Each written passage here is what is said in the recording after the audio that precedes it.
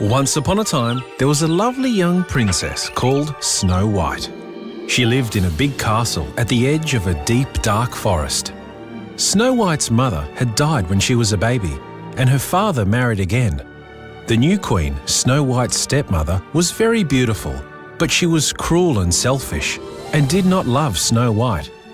Every morning, she stood before her magic mirror and asked, "Mirror, mirror on the wall, who's the fairest of us all?" And every day, the magic mirror answered, "My queen, you are the fairest one of all." This made the queen very happy. As time passed, Snow White grew into a beautiful young girl. And one morning, the magic mirror had a different answer for the queen. "You are beautiful, queen. That is true. But Snow White is even more lovely than you." What? This cannot be. In rage, she called for her huntsman. Take Snow White deep into the forest and kill her. Bring her heart back to me as proof that she is dead. The huntsman took Snow White to the forest, but she was so sweet and gentle that he could not bring himself to harm her. "Run away, child, and don't ever come back.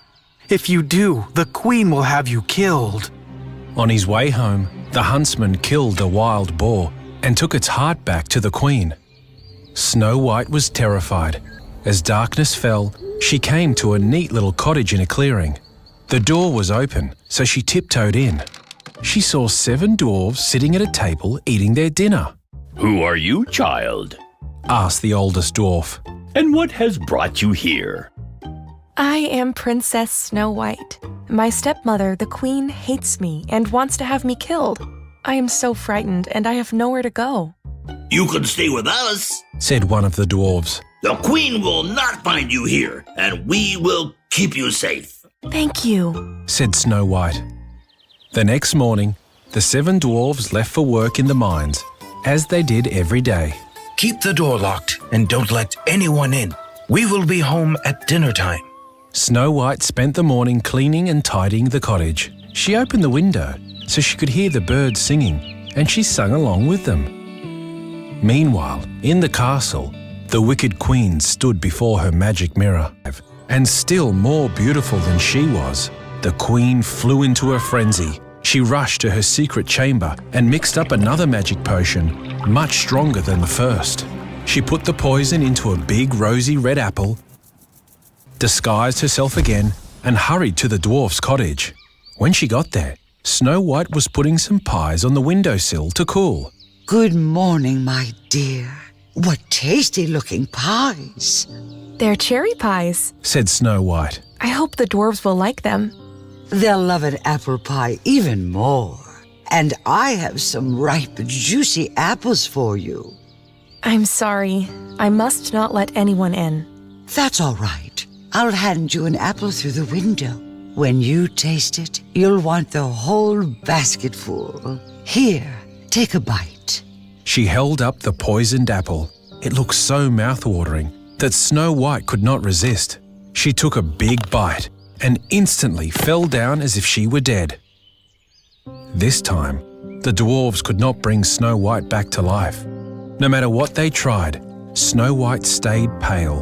One morning, a prince from a nearby kingdom came riding through the forest. When he saw Snow White, he was enchanted by her beauty. "Who is this?"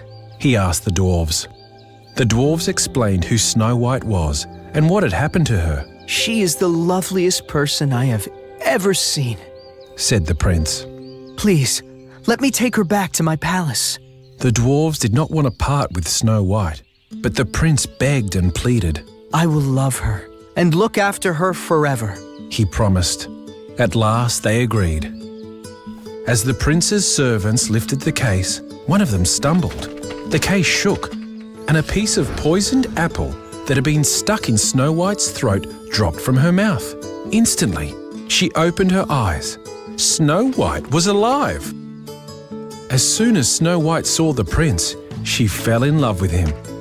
They rode back to his kingdom together, and soon they were married. Of course, all the dwarves came to the wedding and stayed to live in the palace. Snow White never saw her evil stepmother again. She and the prince, along with the 7 dwarves, lived happily for many, many long years. The end.